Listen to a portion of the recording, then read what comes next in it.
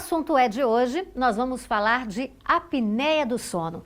Apesar de possuir alta prevalência na população, principalmente em pessoas obesas e acima dos 35 anos, apenas recentemente a medicina reconheceu, através de estudos científicos, os riscos trazidos por esta doença e a importância do seu diagnóstico.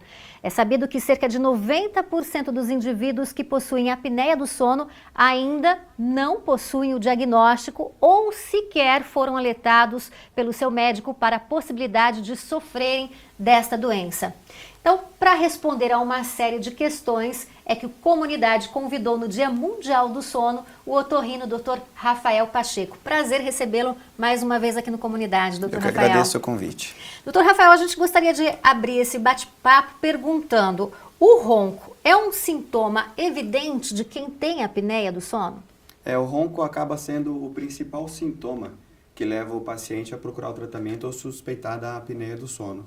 Porque o ronco é o barulho, né, o ruído gerado pela passagem do ar numa via aérea estreita, que é um dos motivos que vai gerar a apneia. Bom, quem ronca normalmente nem sabe que ronca tanto, né? Em geral, é por reclamação do parceiro que esse paciente chega no consultório, doutor Rafael? A maioria dos pacientes acabam procurando o tratamento por queixa do parceiro ou de amigos em situações de viagem, principalmente, que se incomodam com o ronco dele.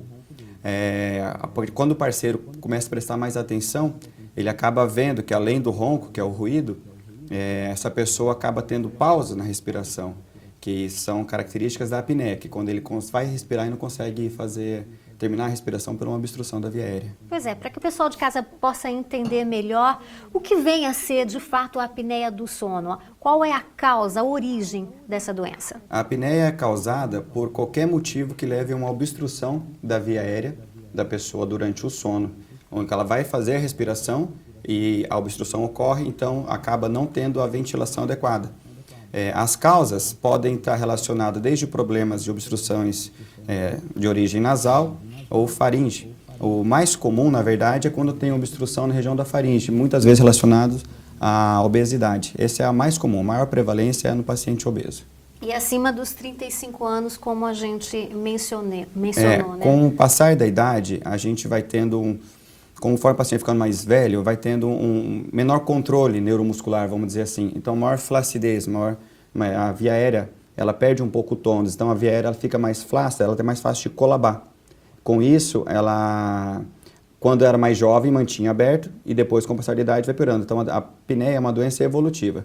Então, quanto mais velho, né, o paciente acima de 35 anos, na idade adulta, ele começa a apresentar, mais prevalente em homens do que em mulheres, até a mulher alcançar a menopausa, o climatério.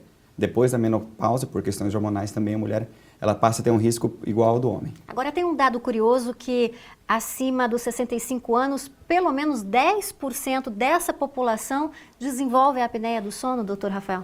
Na verdade, é aquela população que já vem com algum risco desde os 35, né? Na verdade, desde quando ela vai envelhecendo, vai tendo menor tônus. Tônus para a população entender, é a força de contratura mínima do músculo. Ele sempre tem um pouquinho contraído, então sempre fica um pouquinho aberto.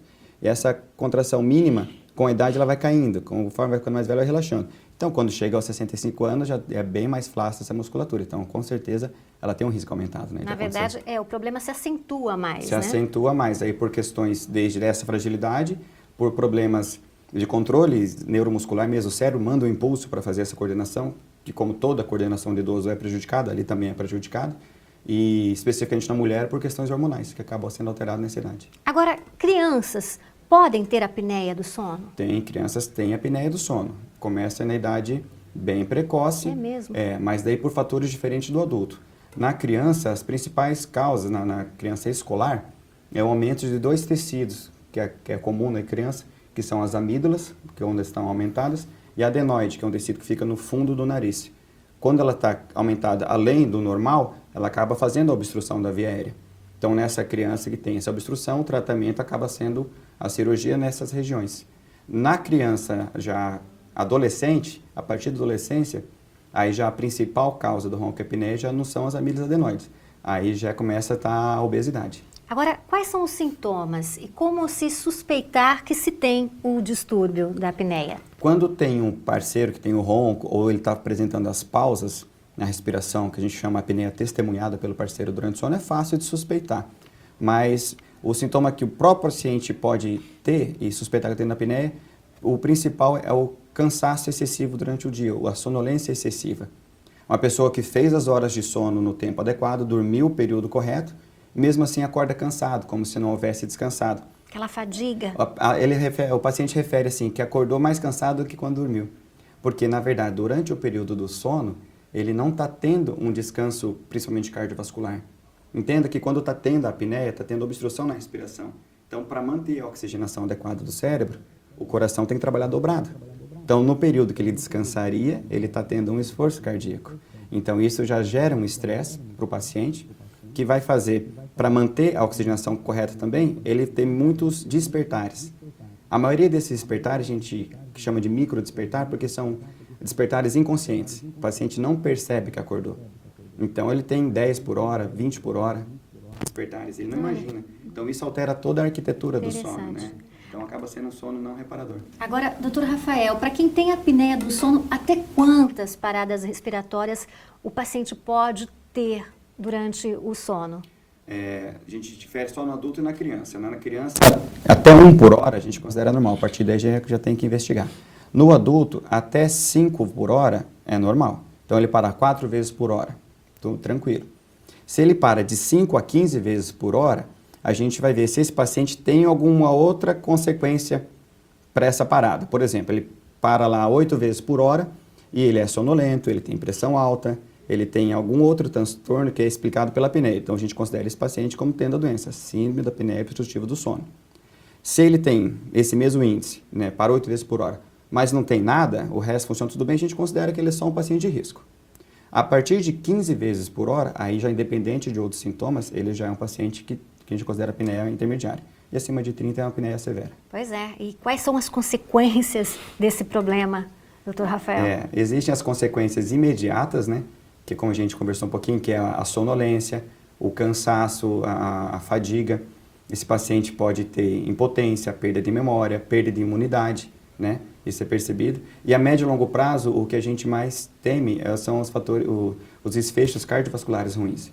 Esse paciente tem um risco aumentado de um derrame, de um infarto, né, um AVC, e pelo estresse causado no sistema cardiovascular toda vez que ele dorme.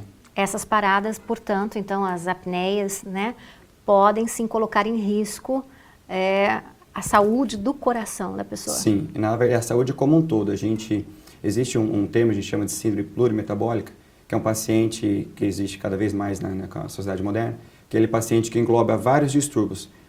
Obesidade, o diabetes, a hipertensão, né? E todos eles são potencializados, se não até causados, pela apneia do sono. Não é raro um paciente com apneia que tem pressão alta, tem um início já de um diabetes, corrige a apneia do sono e regride a doença. Deixa de tomar antihipertensivo, melhora os índices de glicemia porque corrigiu a apneia. Falando dessa correção, gostaria que o senhor dissesse justamente qual é o tratamento para esse problema. Vai depender de qual que é a causa obstrutiva desse paciente. Por exemplo, se é um paciente que ele tem apneia porque ele é obeso e essa obesidade faz aumentar o tecido adiposo na região da faringe, obstrui a via aérea, aumenta o volume da língua, com isso a língua acaba obstruindo a passagem do ar posterior, esse paciente ele merece o quê? Um tratamento inicialmente com perda de peso. Claro que não é o mais fácil, como todo mundo sabe, perder peso não é fácil. Então, acaba, muitas vezes, a gente tendo que lançar mão de outro tipo de tratamento quando não consegue perder peso. Aí vem os outros tratamentos que podem ser usados, desde tratamentos cirúrgicos, de abordagem via aérea, abordagem nasal, usos de aparelhos. Existem aparelhos de avanço mandibular para ganhar esse espaço que eu falei que a língua fecha atrás, e um aparelho que chama CPAP, que é como se fosse uma máscara ligada a um dispositivo. Que tem um balão de oxigênio, né? Não, ele não vem com... Ele é o ar normal. Ele só pressuriza o ar ambiente. Que a função dele é fazer a via aérea ficar aberta. Então, quando o paciente faz a apneia, que ele relaxa a via aérea, que colaba, com essa pressão positiva vai manter como se fosse um balãozinho cheio dentro da via aérea, e impedindo o colapso. Com isso, ele bloqueia o ronco e bloqueia a apneia. Esse é um tratamento que pode ser indicado para qualquer paciente. De uso contínuo? De uso contínuo. O paciente tem que usar o aparelho todas as noites para não ter apneia. Não é um tratamento que ele vai usar por um período para sarar o problema. Não é assim. Ele vai usar para corrigir a apneia. como quem tem problema de visão e usa um óculos. O óculos não trata o olho, só corrige naquela situação. E existem outros tratamentos que ainda estão um pouco em nível de pesquisa.